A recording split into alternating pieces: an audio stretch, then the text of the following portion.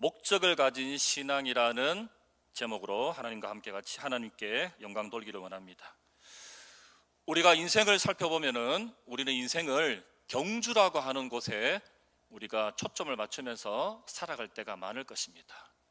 또 마라톤이라고 하는 그러한 비유를 통해서 우리 인생을 그렇게 이야기할 때가 많을 것입니다. 만일에 우리가 경주를 한다면은 여러분은 어떤 경주를 하기를 원하십니까? 목표 없이 빨리 달리는 것이 과연 좋겠습니까? 아니면은 느리지만은 목표를 보고 달리는 것 중 여러분은 어떤 것을 선택하시겠습니까? 근데 우리 주변에는 수단과 방법을 가리지 아니하고 어떻게 하든지 간에 빨리빨리 결승점에 도달하고자 하는 그러한 사람들이 우리 주변에 너무나 많다라는 것입니다.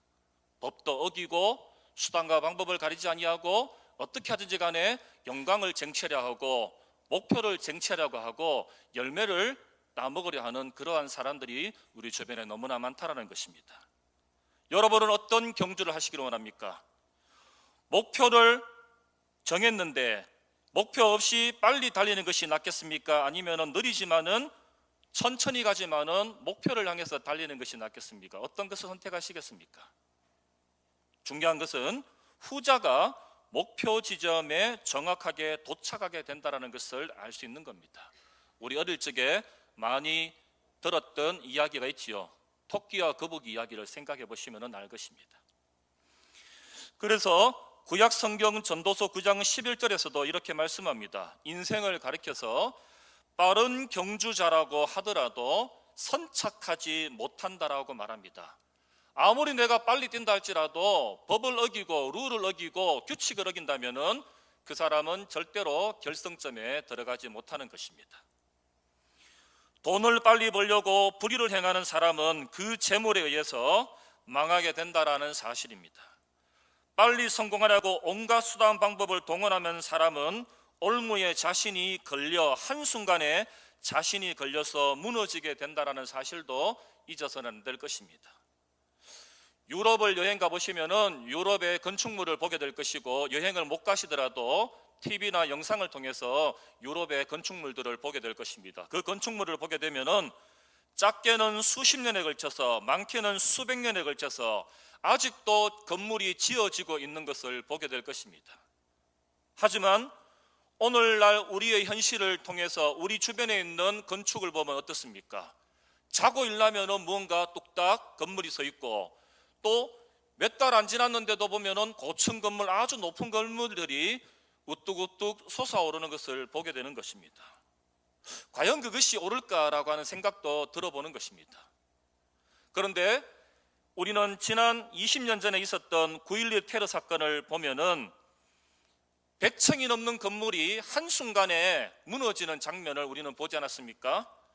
건물을 짓는 데는 수십 년, 수백 년이 걸리지만은 건물이 무너지는 것은, 100층 건물도 무너지는 것은 수초밖에 걸리지 않는다는 사실을 우리는 잘 알 것입니다.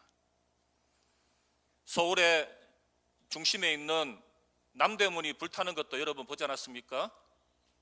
조선 왕조를 상징하는 600년이 되는 그 건물도 한 사람의 방화로 말미암아 가지고 한순간에 잿더미가 되었지만 지금 아무리 복원했다 할지라도 이제 그것은 상징적인 건물이지 역사적인 문화재로서의 가치는 이제 없다라고 해도 틀리지 않을 것입니다. 이렇듯이 불과 몇 초 만에 엄청난 건물도 무너진다는 사실, 성수대교도 무너진 것을 보았고 우리는 삼풍백화점도 무너지는 것을 여러분들이 직접 보았을 것입니다. 이렇듯이 인생도 높은 것과 빠른 것도 중요하지만은 하루하루 내가 어디를 향해서 달려가고 있는지를 잠시 멈추어서 내가 지금 가고 있는 목적지가, 이정표가 제대로 가고 있는지를 살펴보아야 할 것입니다. 여러분, 자동차를 운전하시다 보면은 내비게이션을 통해서 운전하고 가지 않습니까? 그런데 그 내비게이션을 제대로 업그레이드를 하지 않으면은 차가 어디로 갑니까? 제대로 목적지를 향해 가지 아니하고 나는 분명히 목적지로 가고 있는데 이 내비게이션은 산으로 가버립니다. 길도 없는 곳을 향해서 달려가는 것을 우리는 보게 되는 것입니다. 그러다 보니 규칙적으로 정기적으로 자동차 내비게이션도 업그레이드 해야지 똑바로 이정표를 가르쳐 주듯이 우리의 인생도 우리의 목표를 제대로 알아야만이 우리가 걸어가는 길을 틀리지 않고 정확하게 우리는 갈 수 있는 것입니다. 아브라함이 조카 롯과 가나안 땅에 함께 살다가 서로 양과 소가 많아지자 먹일 풀이 없어가지고 부족해지자 이제 좁은 땅을 두고는 아브라함의 종과 조카 롯의 종들이 만나기만 하면 이들이 싸웁니다. 양과 소를 먹일 풀 때문에 이제 싸우게 되는 것입니다.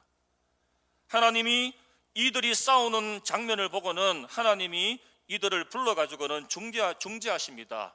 땅을 선택하는 이제 권한을 먼저 조카 롯에게 주는데 이 롯은 가장 가까이 있는 좋은 땅인 소돔과 고모라 땅을 택했습니다. 오늘날 말하면은 아주 번성한 도시, 최첨단을 살아가는 그런 도시를 바로 조카 롯은 선택하게 되었습니다. 그리고 아브라함은 하나님께서 아브라함을 부르시고 난 뒤에 하나님께서 아브라함에게 하신 말씀이 뭐냐면은 네가 산에 높이 올라가 멀리 동서남북을 한번 바라보라라고 말씀합니다. 다시 말하면은 올바른 방향을 설정해야 함을 알려주는 것이 바로 하나님께서 아브라함에게 허락하셨습니다. 롯은 번성의 도시 소돔과 고모라 땅을 얻었지만은 결국은 그 땅은 어인 10명이 없어가지고는 유황불에 하나님께 이제 진노를 당하는 그러한 땅이 되었지만은 아브라함에게는 하나님께서 허락하신 그 땅을 선택받음을 통해서 하나님의 더 높고 높은 뜻을 알게 되었다는 사실입니다. 적어도 내가 사는 인생이 어디로 가는지 올바른 생각과 태도로 살아가야 한다는 것을 우리는 꼭 기억해야 되겠습니다. 지금 내가 우선 흥겹고 내가 지금 편하고 안락하다고 해가지고 함부로 내 인생을 살다가는 구름처럼 순식간에 흘러가 버리는 이러한 잘못된 생각을 우리는 하게 될 것입니다. 편한 것이 여러분 다 좋은 것이 아닙니다. 암산 여러분 잘 하십니까? 전화번호 잘 외우세요? 우리 집 전화번호도 지금 못 외우잖아요. 전화번호가 무엇입니다라고 물으면 자기 전화번호도 지금 못 외워요. 순간적으로 3 곱하기 3은 얼마냐고 물으면 잘 모릅니다. 지금은. 그만큼 첨단 과학기술이 우리들에게 지금 발전돼 가지고 우리에게 편리성은 주지만은 우리는 점점 기계의 노예에 사로잡히게 되고 그 편리성 때문에 우리 인간의 어떤 지성이라든가 우리 인간의 어떤 창조성은 잃어버리게 되고 기억력도 잃어버리게 되고 그냥 대충 살아가는 어떤 그런 현상들을 우리가 바라보게 되는 것입니다. 이러다 보니 점점 편한 것만 찾게 되는 겁니다. 빨래도 세탁기가 다 해요. 밥도 밥솥이 다 합니다. 설거지도 식기세척기가 다 합니다.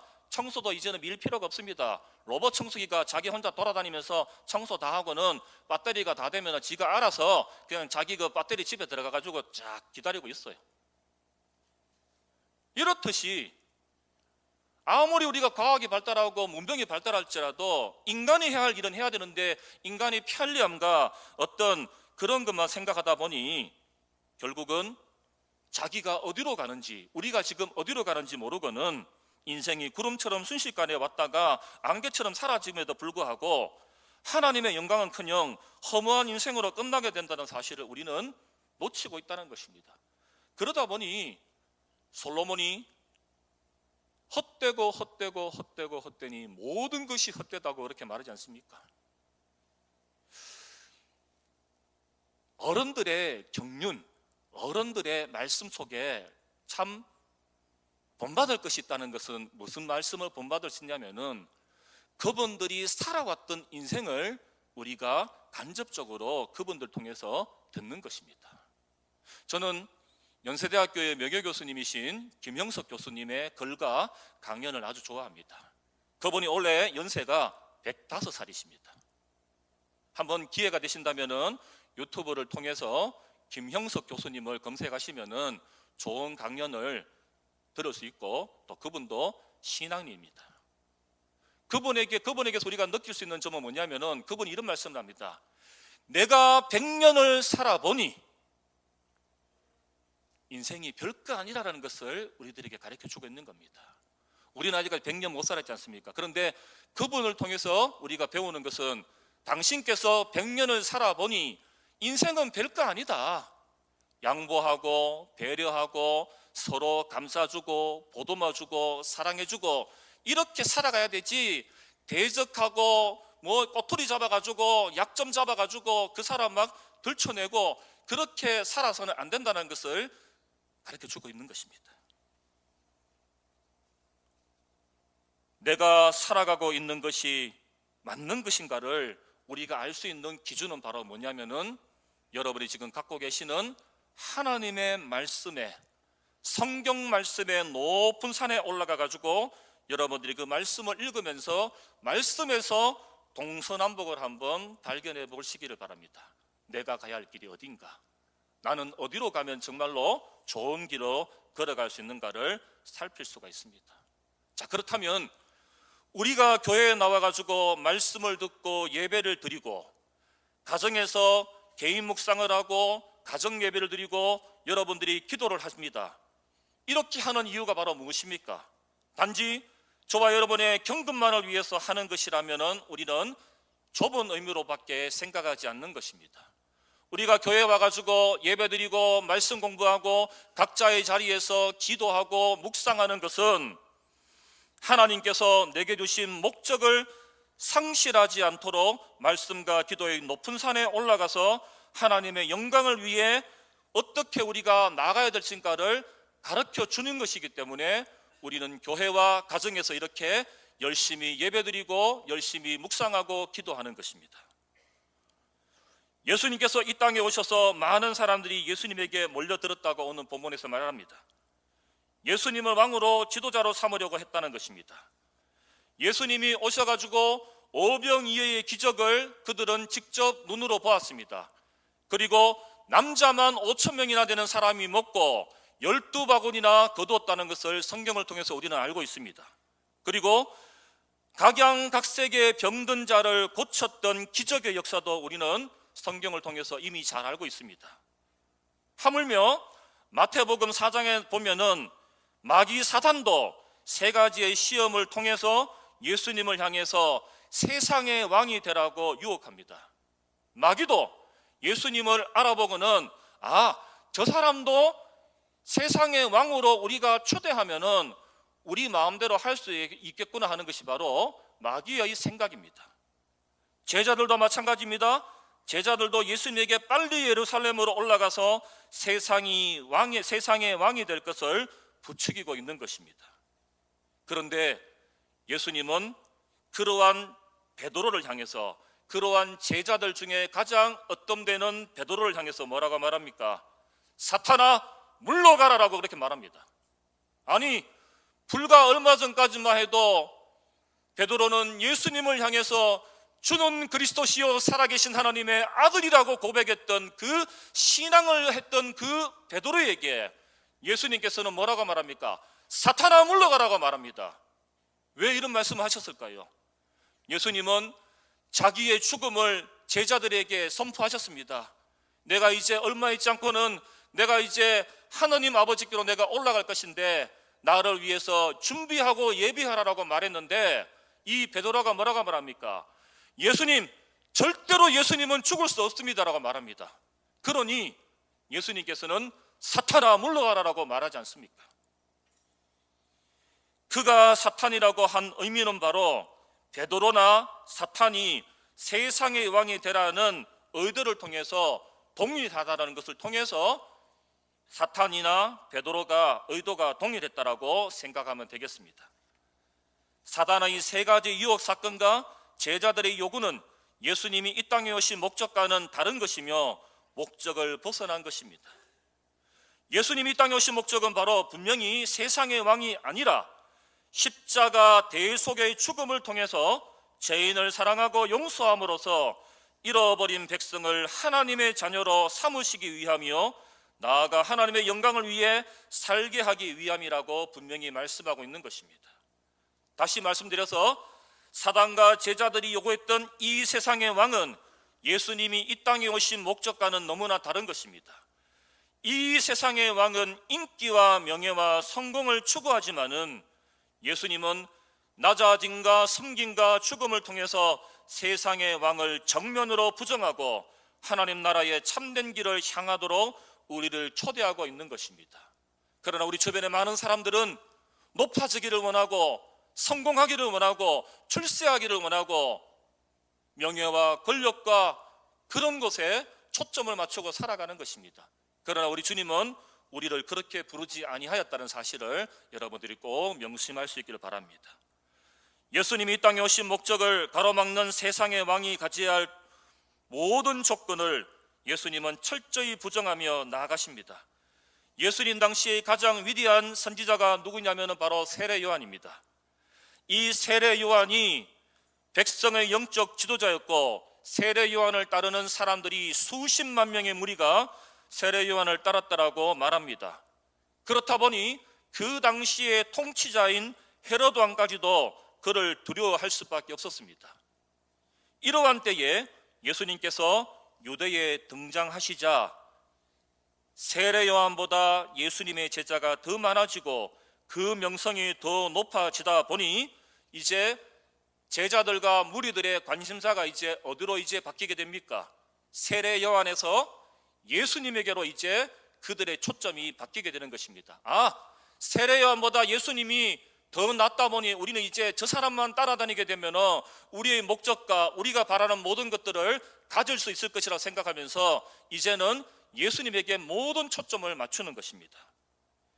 예수님의 제자의 입장에서 봤을 때는 예수님의 제자가 많아지고 그 명성이 세례 요한보다 뛰어났다는 사실만으로 예수님의 등장이 효과적이고 매우 성공적인 것을 증명하는 것이 되는 겁니다.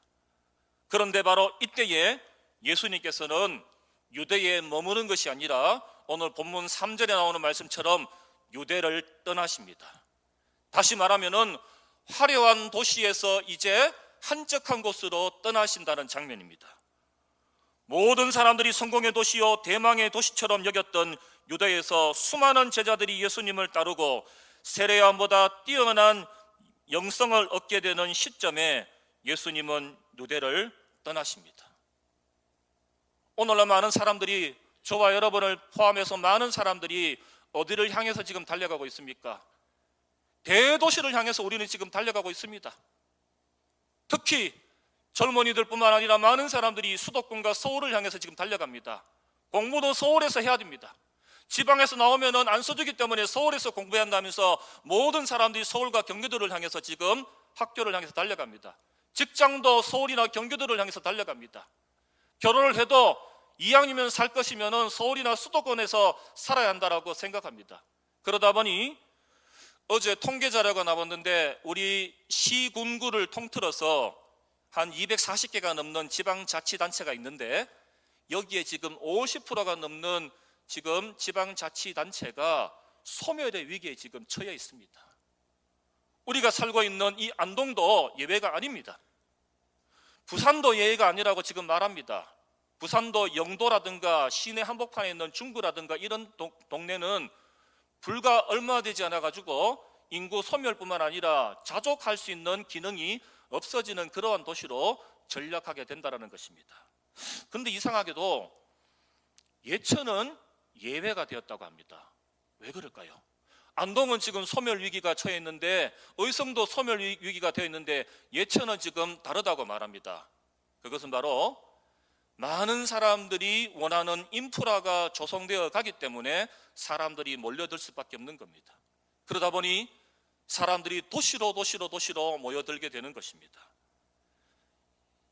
사람들은 도시로 모여드는데 예수님은 그 도시를 떠나서, 유대를 떠나서 지금 어디로 가냐면은 한적한 갈릴리, 약자들이 살아가고 천민들이 살아가고 힘없고 소외된 자들이 살아가고 있는 그 땅 갈릴리로 예수님께서는 지금 들어가고 계십니다.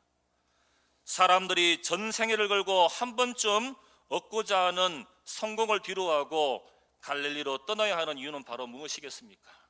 여기에 바로 예수님이 이 땅에 오신 목적이 그대로 기록되어 있는 것입니다. 앞서 우리는 예수님이 이 땅에 오신 목적을 통해서 잘 살펴보았습니다. 예수님이 유대를 떠나신 이유는 매우 명료합니다. 적어도 이 순간만큼은 이 땅에 오신 목적과 달랐기 때문입니다. 상황이나 주변 조건에 의해서 인생의 행로를 결정하는 것이 아니라 예수님의 철저하리만큼 유일명료한 기준은 바로 이 땅에 온 목적이 분명하다는 사실입니다. 예수님은 자주 당신께서 이 땅에 오신 목적에 대해서 말씀하는데, 예수님께서 정말로 이 땅에 오신 목적이 무엇이냐면은 잃어버린 자를 찾아 구원하기 위해 가지고 예수님은 이 땅에 오셨다고 말합니다. 하나님 아버지의 일을 완성하기 위해 가지고 이 땅에 오셨다라고 요한복음 17장에서도 말씀합니다. 저와 여러분을 천국으로 인도하기 위해 가지고 예수님은 이 땅에 오셨다고 분명히 말합니다. 다시 한번, 예수님이 이 땅에 오신 목적은 잃어버린 자를 찾아 구원하기 위해서 이 땅에 오셨다는 것. 두 번째는 하나님 아버지의 일을 완성하기 위해 가지고 이 땅에 오셨다는 것. 세 번째는 저와 여러분을 천국으로 인도하기 위해서 예수님께서는 이 땅에 오셨다는 사실입니다. 놀라운 것은 예수님의 이 땅에 오신 목적을 위해서는 철저하리만큼 순종하셨다는 사실입니다. 겟세마네 동산에서 예수님께서 기도하시는 장면을 한번 보십시오. 죽음을 앞두고 예수님께서 그 겟세마네 동산에서 무릎 꿇고 기도하실 때에 왜 예수님은 두렵고 떨리지 않습니까? 왜 예수님도 살고 싶지 않겠습니까? 하지만 이 잔을 내게서 떠나가게 해달라고 말하지 않습니까? 그렇지만 십자가를 내가 짊어지고 가야 할 것이 정말로 하나님 아버지의 뜻이라면 내가 기꺼이 받겠습니다고 하는 것이 바로 예수님의 간절한 기도라는 사실입니다.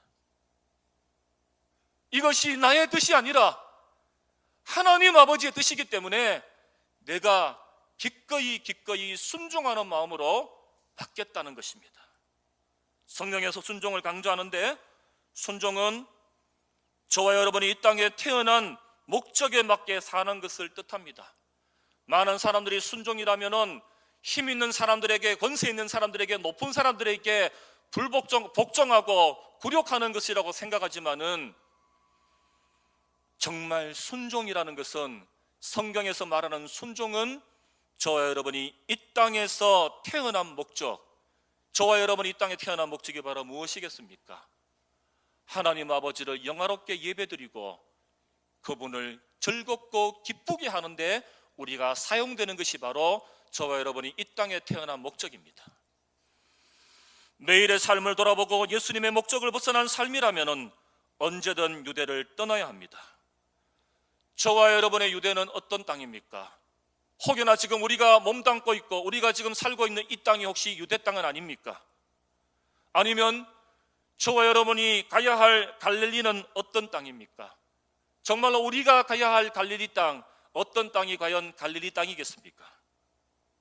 크고 넓게는 하나님을 사랑하고 이웃을 사랑하는 길이 바로 우리가 가야 할 갈릴리 땅입니다.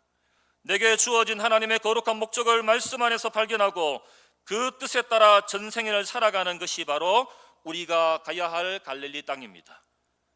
나아가 구체적인 삶으로는 현재의 삶에서 의사이면 의사의 직분을 잘 감당하면 됩니다. 목수면은 목수의 삶을 잘 감당하면 됩니다. 농부면 농부의 삶을 잘 감당하면 됩니다. 약도 덜 치고 좋은 먹거리를 통해서 사람들에게 공급하는 것이 바로 농부의 소명입니다. 공무원은 정직하게 법대로 부정하지 아니하고 정말로 우리 백성들을 사랑하는 그러한 마음으로 청지기의 정신을 가지고 나아간다면은 많은 사람들이 공직자들을 칭찬할 것입니다. 선생님도 마찬가지입니다. 학생들을 사랑하는 마음으로 정말로 한 사람이 낙오되지 않게 잘 가르친다면은 학생들뿐만 아니라 주변에 있는 학부모나 많은 사람들이 교사를 사랑하게 되고 그를 칭송하게 될 것입니다. 이렇듯이 각자가 맡은 직업과 각자의 삶의 자리에서 하나님이 원하시는 생명과 평화와 사랑의 삶을 사는 길이 바로 저와 여러분이 가야 할 갈릴리 길이라는 것입니다. 이를 통해서 하나님의 나라가 이 땅에 이루어지기를 우리는 간절한 마음으로 기도하고, 이제 기도를 통했다면 우리의 삶으로, 우리의 전인격적인 삶으로 우리는 기다리면서 나아가야 되겠습니다. 교회는 하나님의 거룩한 백성들이 모여있는 공동체입니다. 하나님의 백성은 하나님의 영광을 위해서 사는 사람을 말합니다. 개인의 영광과 축복을 위해서 사는 것이 아니라 천국의 사람으로 하나님의 영광을 위한 목적이 있는 신앙입니다. 그 신앙 안에 살게 된다면은 작게는 나를 향하고, 그 다음 우리 마을 공동체, 교회 공동체를 향하고, 그 다음에 하나님의 거룩한 목적을 발견하게 된다면은 우리나라 이 대한민국이 더 풍성해지고 더 아름다워지고 세상에서 세상 사람들이 부러워하는 그러한 예수 잘 믿는 그러한 축복된 나라로서 나아가게 될 것입니다. 이럴 때에 우리의 가정과 우리의 삶의 현장은 정말로 살만 나는 세상이 될 것이고, 목적이 뚜렷한 사람들이 모여 있다면은 법이 없어도, 어떤 사람들이 만들어 놓은 법이 없어도 우리는 아름답게 복되게 살아갈 수 있는 그러한 밑거름이 될 것입니다. 우리 그 일을 위해서 최선을 다하는 삶을 살 수 있기를 간절히 바라겠습니다. 갈라디아서 2장 20절 말씀을 함께 읽으면서 말씀의 결론으로 삼고자 합니다. 갈라디아서 2장 20절 말씀입니다. 함께 같이 보겠습니다. 내가 그리스도와 함께 십자가에 못 박혔나니 그런즉 이제는 내가 사는 것이 아니요 오직 내 안에 그리스도께서 사시는 것이라. 이제 내가 육체 가운데 사는 것은 나를 사랑하사 나를 위하여 자기 자신을 버리신 하나님의 아들을 믿는 믿음 안에서 사는 것이라. 여러분, 6개월 동안 힘차게 승리하면서 잘 달려오셨습니다. 이제 후반기 더 전진하여서 주변에 있는 사람들을 배려하고 감사하고 많은 사람들에게 희망을 주고 용기를 주어서 하나님의 거룩한 백성으로서 부끄럽지 않는 삶을 사는 저와 여러분이 되고, 이제 우리가 이 성전을 나가서 우리에게 주어진 삶의 자리에서 살아갈 때에 참으로 놀라운 축복이 임하기를 간절히 소망합니다.